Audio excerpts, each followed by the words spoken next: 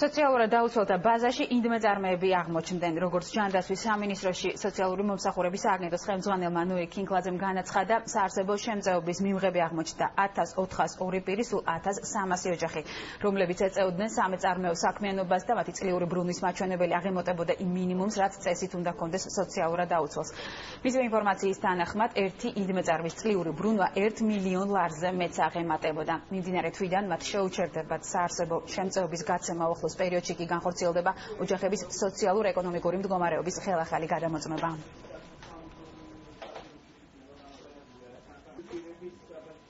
Ar 400 ოჯახი აღმოჩნდა ინდმეწარმე, რომელთაც აქვს ძალიან დიდი ბრუნვები. აღნიშნული მეწარმეები ამავე დროს იყვნენ ჩვენი სოციალურად დაუცველთა ბაზაში და მაგალითად 2012 წლის განმავლობაში სახელმწიფო ბიუჯეტიდან სოციალური დახმარების სახით მიიღეს მილიონ ლარზე მეტი.